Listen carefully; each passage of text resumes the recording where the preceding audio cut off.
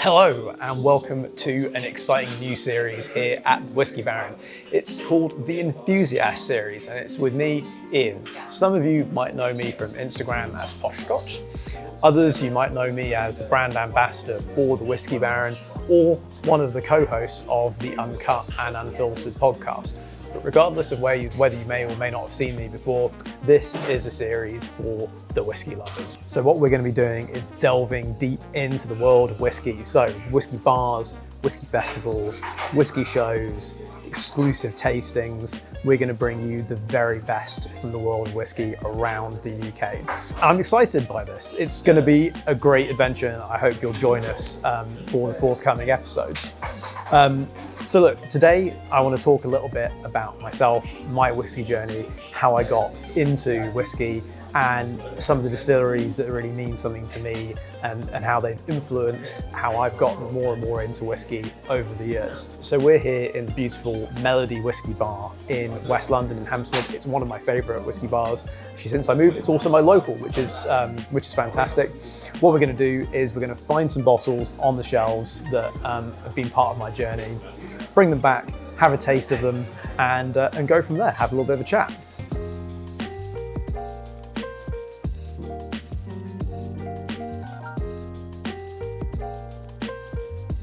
As you can see here, the selection is pretty epic, and this is just one of the cabinets. There's another one behind Stevie.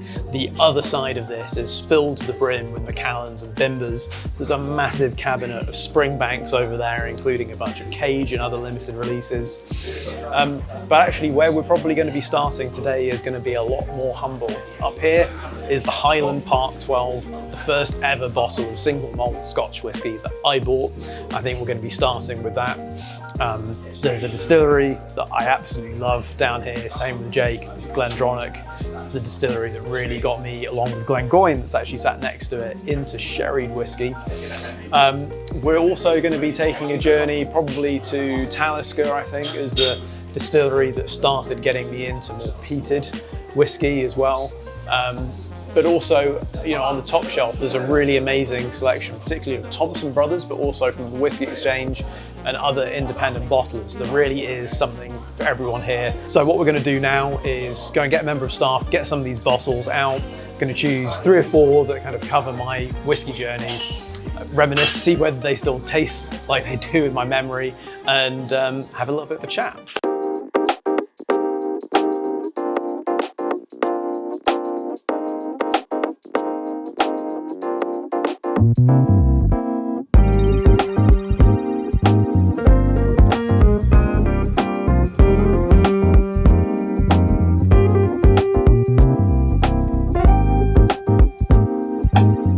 What I've got here are 4 bottles that represent my own personal whiskey journey.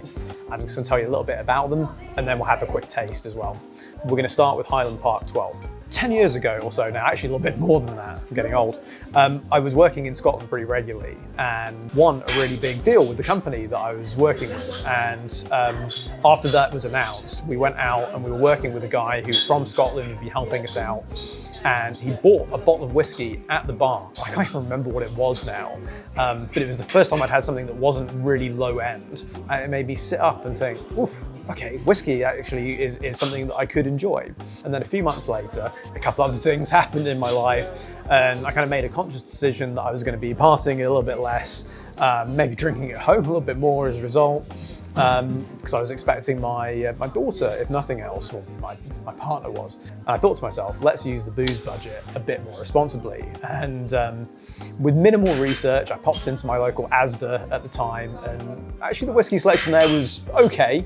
And I came home with a bottle of Highland Park 12. Obviously it was an older version of this before all the Viking stuff happened, but Highland Park is still one of my top 5 distilleries, and still one I go back to time and time again. And this is the core release. It's still available at a really affordable price. I think back in the day I paid about £20 for it. Still less than 30 nowadays. Bottled at 40%, natural colour.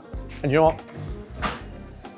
It kind of takes me back in a nice way. I don't think it's going to be a dram that every whiskey connoisseur is going to be picking up and being like, do you know what? I love Highland Park 12. I've loved it every day since I've started drinking whiskey. But it's still got some of those heathery, very lightly smoked notes to it. There's still a bit of a sherry influence in there. It's nicely balanced. Yeah, it is thin. Yeah, it would be nice if it was 43%. Yeah, it would be nice if there's no filtering there. But I think in terms of a kind of introduction to whiskey and what it's all about, both the packaging, the colour, it's an enticing looking dram. And if someone was to give me this in the glass, I'm not going to turn it away. I didn't actually drink this bottle that quickly. It probably lasted in the house maybe about 6 months or so. Then I was like, do you know what? Whiskey's cool. Let's go out and try and find something else. I think rather than going back to Asda at that point, I discovered that there were websites online selling more whiskey. So I think it was Master of Malt actually. I ordered myself a Glenfarclas 15 and an Aberlour 12 on the basis that I think I felt kind of more drawn to the kind of sherry forward elements than the kind of the peat part of the Highland Park. And I struck lucky with really good batches of both. The Glenfarclas I still have particularly fond memories of, and that took me down a really dark path, both into whiskey and towards the colour of the whiskey that I was buying. And, you know, the 1 bottle became 2 bottles, became 10 bottles, became 20 bottles, and pretty soon I had a whiskey collection. But the sherry drams that I kind of moved most towards at the time were Glengoyne and Glendronach. And they became the first 2 distilleries that I actually took the time to go and visit back in about 2016, 2017. And so, you know, Glendronach is still the distillery that I love the most. It's still a place that has a special, you know, has such a special place in my heart. I've been there 4 times now, been treated amazingly when I've been back, and it's the distillery that I have the most whiskey from. Some of you might have seen one of my most recent posts where I had to clean out my shelves temporarily. I've got over 50 bottles of it, and I know guys that have even more. It's a distillery that inspires a passionate fan base, and things have changed there, and obviously, you know, things have moved on, but the whiskey that comes out is still fantastic. The single casks are still amazing. And actually, I've opted for something a little bit different here. It's the Glendronach Portwood. So this is there's no age statement on the front, but it is a 10-year-old whiskey, and it has a second maturation, so a long finish in port pipes. And actually, Glendronach in port is fantastic, and I really encourage you guys to go out and try it if you can.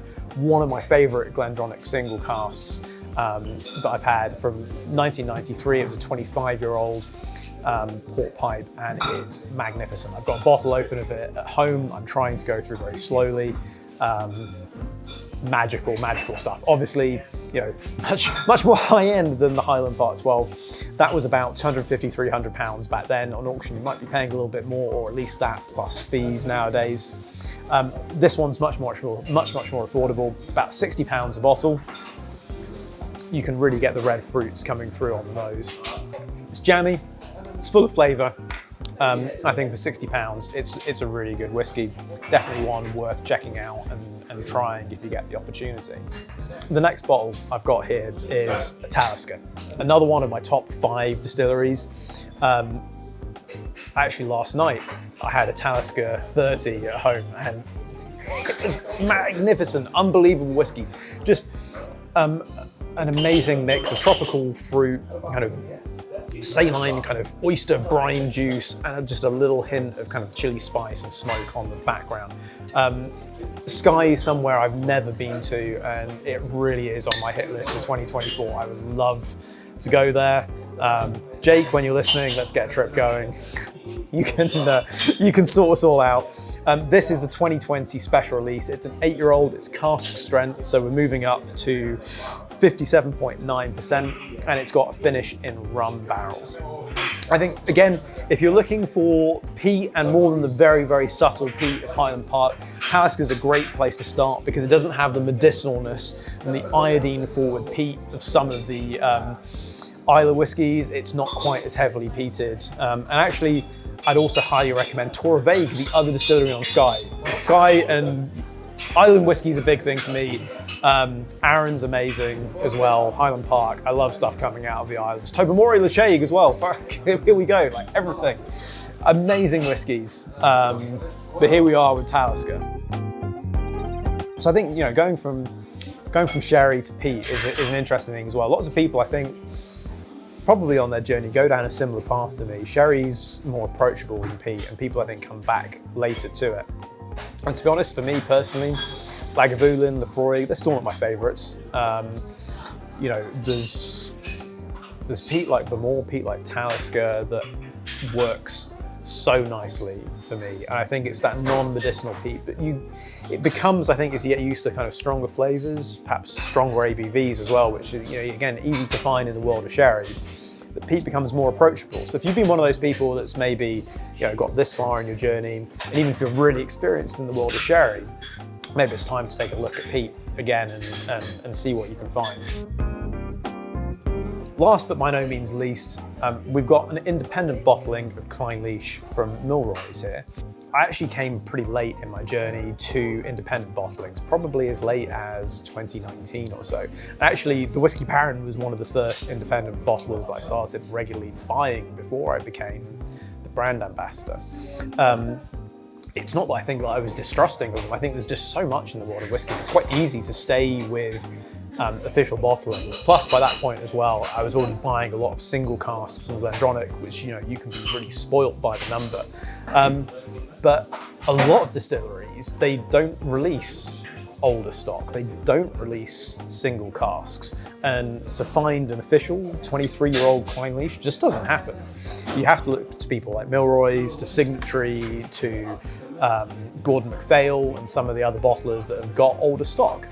And it's the only way to be able to try some of this stuff. You know, yes, there's the occasional special release. Often, you know, the pricing's quite high, and there's not, you know, A, the number of releases are not that high, and B, the time between them is pretty high. So, you know, I know people who've got their favourite distilleries, Clynelish or others, where you can generally only find independent bottling. So what I've tried to do as part of my whiskey journey is to stay inquisitive, to keep exploring. I think independent bottlers are a fantastic way of doing that. Sometimes you discover the true distillery character. Other times you get absolutely batshit crazy stuff that is completely different in every single way as to what you'd expect, and that's cool as well. You know, we've got another episode coming out with Cadden Heads as well, where we went and explored the shop. Independent bottlers will often also use different cask types to what you'd perhaps find from the official bottles as well, whether that's a different type of sherry or just completely different stuff at all you'd never see. So the amount of variety is, you know, the variety is the spice of life for a lot of people, right? So when you want to keep trying new things, independent bottlers, often the way forwards. So that's why I thought I'd finished with this 23-year-old. So if you've made it this far, thank you so much for joining me here at the Melody Whiskey Bar to hear a little bit about my own whiskey journey. This is, however, just the start of a brand new series. We've already filmed loads of great content. We've got a visit to Duty Free, a couple of shop visits, a couple of different whiskey festivals, and an exciting tasting with the Springbank Society as well. So please do tune in for the additional content.